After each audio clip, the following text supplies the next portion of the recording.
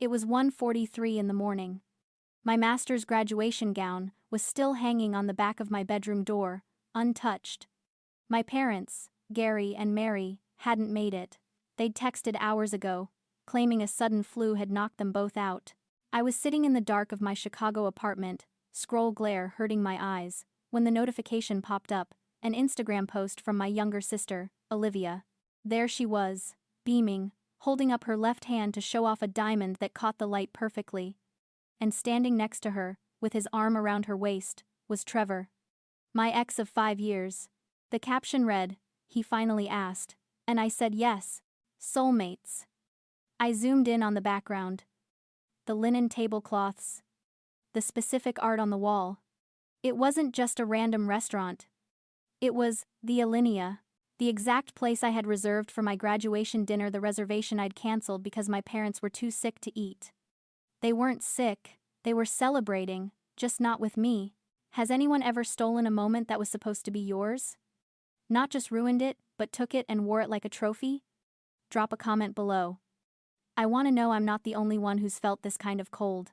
I didn't throw my phone. I didn't scream. I just set the device down on my glass desk and walked to my window, looking out at the frozen Chicago skyline. The city was a grid of lights and shadows, logical, structured, just like me.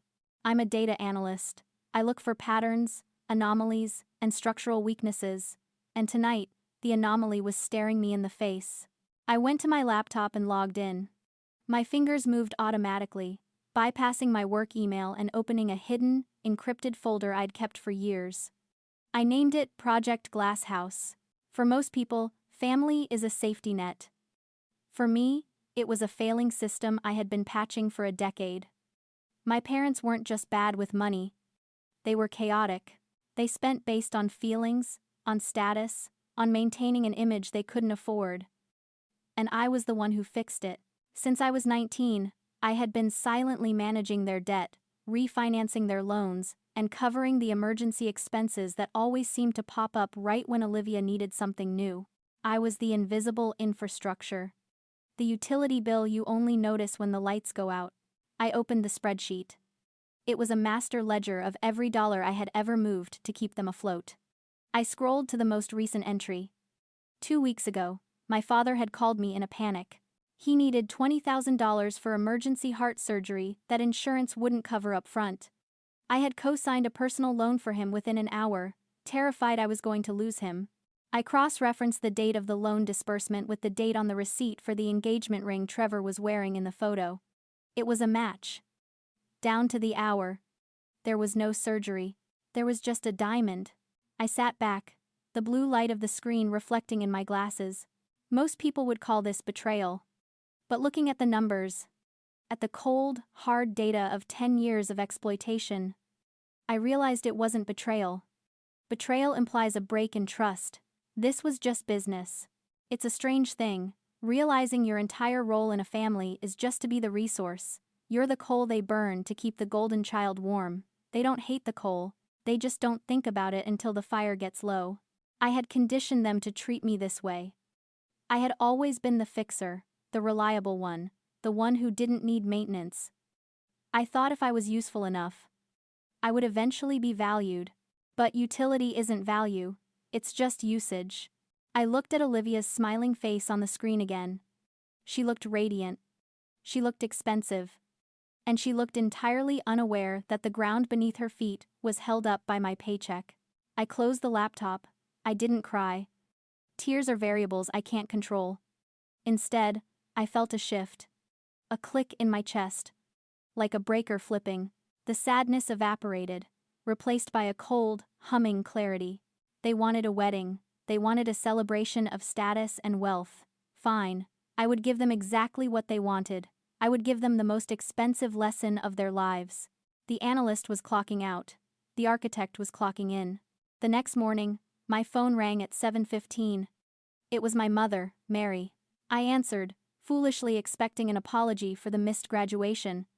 Or perhaps an explanation for the engagement party held in my stead. That was a calculation error on my part. I was projecting my own logic onto an irrational system. "Leah, stop being so dramatic," she said, Her voice wasn't apologetic, it was annoyed, like I was a stain on a silk tablecloth. Olivia is crying her eyes out because she thinks you're jealous. You need to fix this energy. You're ruining her moment. I sat there, holding the phone away from my ear, observing the audacity like a specimen in a jar. I wasn't a daughter to them. I was an employee who had stepped out of line. Then my father, Gary, took the phone. He didn't ask how I was. He went straight to the ledger. "We need $15,000 for the venue deposit by noon," he said. "The liquidity in the main account is tied up. Transfer it from the family trust." There was no family trust. There was only my personal savings account, which they had renamed in their heads to make the theft feel like an inheritance. They weren't asking for a loan. They were issuing an invoice. I didn't argue. I didn't scream that I had just graduated with honors or that they were funding a wedding with money that didn't exist. I simply said, "I'll handle it," and hung up. I wasn't going to handle it, not in the way they thought. I realized then that logic would never work on them. They were immune to reason because their reality was built on delusion. If I wanted to stop them, I couldn't use the truth. I had to use a better lie. I had to give them exactly what they wanted. A vision of wealth so blinding they wouldn't see the cliff until they walked off the edge. I initiated the Trojan horse protocol. Trevor was a predator. I knew his type. He hunted capital. He didn't love Olivia. He loved the idea of the lifestyle she projected, a lifestyle I was secretly paying for. If I cut the funding now, he might leave, and my parents would just blame me for ruining the engagement. No. I needed him to stay. I needed him to commit. And I needed him to think that sticking with this family was his ticket to the big leagues. I spent the next 3 hours building a ghost. Using my data skills, I created a digital shadow, a fabricated investment portfolio under my name. It was a work of art. I coded a dummy dashboard showing holdings in high-yield tech mergers and offshore accounts. The balance at the bottom read $4 million. It looked impeccable. It looked liquid. It looked like I was the whale he had been hunting his whole life. I knew Olivia monitored my digital footprint. She was obsessed with comparison.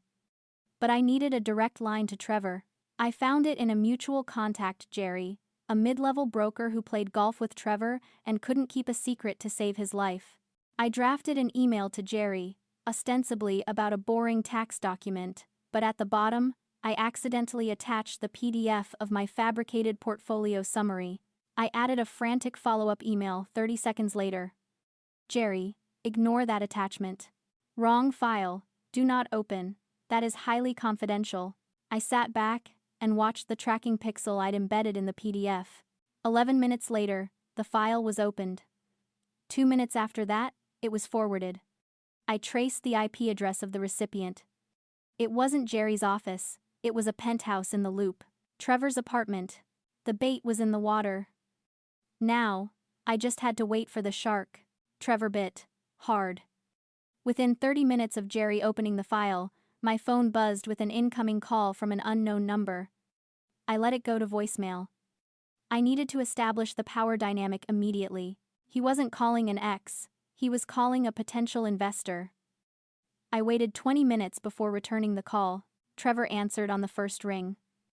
"Leah," he said, his voice smooth, practiced. "It's been a while.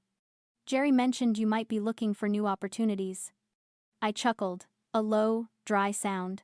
"Trevor, I'm not looking for opportunities. I make them." We met for coffee the next day. He was exactly as I remembered. Polished, charming, and utterly empty behind the eyes. He launched into his pitch, talking about synergy and disruption and other buzzwords designed to separate fools from their money. I listened, nodding politely, while internally dissecting every lie he told. He was good, I'll give him that. But I was better. I casually mentioned my recent liquidity event, the fictional sale of a tech startup I'd invented. I dropped hints about offshore accounts and tax shelters. I watched his eyes widen, the greed practically dripping from him. He mentioned Olivia then, almost as an afterthought. "We're engaged, you know." "I'm so happy for you both," I said, keeping my face perfectly still. Then I dropped the bomb. I told him about a merger. A massive tech acquisition that was about to be announced. I claimed to have inside information, guaranteed to triple any investment within weeks. It was a lie, of course. But it was a specific kind of lie. It was structured to look like insider trading. I told him the buy-in was high, minimum 50,000. He hesitated. I knew he didn't have 50,000 liquid. But I also knew he had access to my parents' accounts. I knew Olivia had a wedding fund stashed away. I watched the calculations running behind his eyes. He was weighing the risk. I leaned in. Trevor, this isn't for everyone. It's sensitive. If you're not comfortable with gray areas, we can just catch up. But if you want to play in the big leagues, he smiled, a shark smelling blood. I'm in, he said. I left the coffee shop feeling a strange mix of exhilaration and nausea. I had just set the hook. Now I had to wait for him to swallow it. I went back to my condo and opened my laptop. I logged into the back door I'd installed on my parents' home network years ago. I watched as Trevor logged into their joint account. I watched as he transferred $15,000, then another 10, then 5. He was draining them dry. And they had no idea. I sat back, the glow of the screen illuminating my face. This was it. The point of no return. I was about to destroy my family's financial future. And I felt nothing. Just the cold, hard satisfaction of a job well done. The glitch was in the system. Now I just had to wait for the crash. The wedding was held at the Drake Hotel. Fitting. It's an institution of old Chicago money, a place where history is polished into the marble floors. Outside, the lake was freezing over, the wind chill dropping to 20 below. Inside, it was a greenhouse of imported white roses and heat lamps. My parents had insisted on the Winter Wonderland package. It cost more than my entire graduate school tuition. I didn't wear a bridesmaid dress. I had declined that honor months ago, citing a conflict of interest. Instead, I wore a tailored black suit. Sharp, architectural, severe. I wasn't there as a sister. I was there as an auditor. I stood near the back of the ballroom, sipping sparkling water, watching the Capitol burn. My parents were circulating the room, clinking glasses, playing the role of the benevolent patriarch and matriarch. They looked relieved. In their minds, they had pulled it off. They had secured the wealthy son-in-law. They had secured the future. They didn't know that the future had already been leveraged, short-sold, and liquidated. At 8:12 in the evening, my phone buzzed against my palm. A single notification from my monitoring system. Alert. SEC trigger event. Account status. Frozen. The tip I had fed Trevor, the guaranteed tech merger, had flagged the algorithms just as I knew it would. When you move that much money based on specific, non-public data patterns I had fabricated to look like illegal insider leaks, the regulatory bodies don't knock. They swarm. And because Trevor had mixed his funds with my parents' accounts to make the buy-in, the freeze wasn't isolated, it was systemic. Every account linked to that transaction was now locked down pending federal investigation. On stage, Olivia was holding a microphone. She looked stunning, I'll give her that. The dress was a custom design, paid for with the college fund my parents had secretly liquidated from my brother's daughter. Trevor and I are building an empire, she said, her voice trembling with performed emotion. We're just getting started. The doors at the back of the ballroom opened. It wasn't dramatic. There were no sirens, no tactical gear, no shouting. Just 4 men in charcoal suits walking in with the quiet, terrifying purpose of government bureaucracy. They moved through the crowd like oil through water. The guests parted instinctively. You can smell authority. I watched Trevor's face as he saw them. The color drained out of him so fast he looked like he'd been bleached. He knew. He knew exactly which line he had crossed. He stood up, knocking his chair over. The music stopped. The DJ faded out the track, sensing the shift in atmospheric pressure. One of the agents leaned in and spoke to Trevor. I saw the flash of a badge. Trevor looked toward the exit, then toward my parents, and finally, his eyes landed on me. There was no recognition, just confusion. He couldn't calculate how the math had gone so wrong. Olivia dropped the microphone. It hit the floor with a screech of feedback that made half the room wince. She looked at Trevor being escorted away from the head table. Then she scanned the room, desperate for a solution. Her eyes locked onto me. The conditioning kicked in. The muscle memory of a lifetime. When things break, find Leah. She ran toward me, her heavy gown rustling like dry leaves. Leah! She hissed, grabbing my arm. Her grip was tight, frantic. What is happening? Who are those men? You work in finance, go talk to them. Fix this. I can't fix this, Olivia, I said. My voice was level. This is a federal indictment. Don't be useless, she screamed, her mask slipping. Call someone. Dad said you have connections. Get them out of here before they ruin my reception. My parents were right behind her, pale and shaking. Leah, my father stammered. Do something, Trevor says. He says the accounts are frozen. My cards aren't working.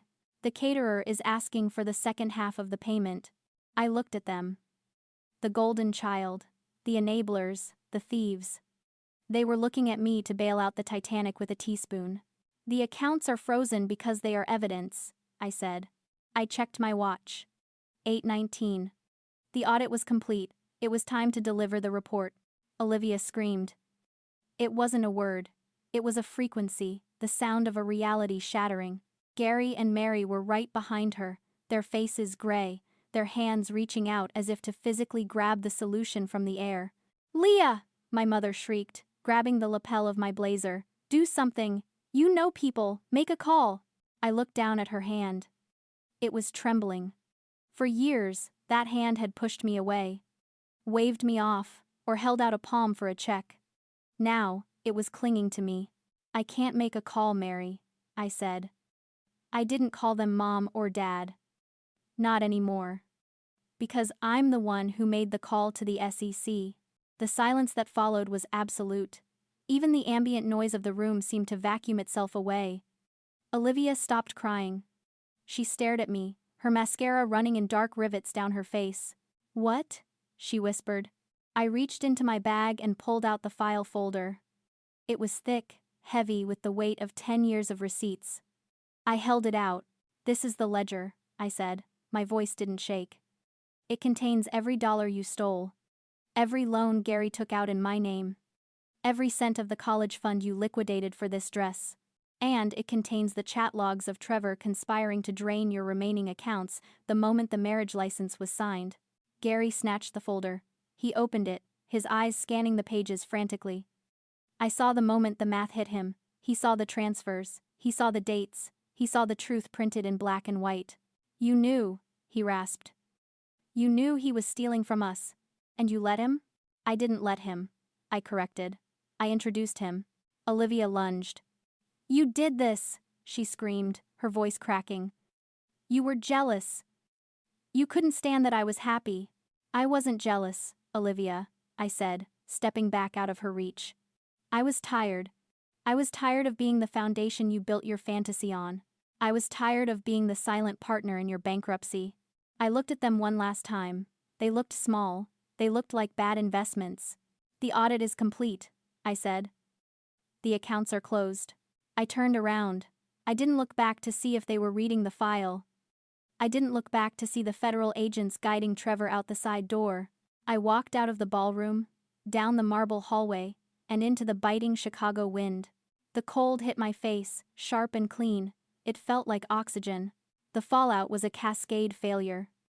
Structural collapse is rarely quiet, but from a distance, it looks almost graceful.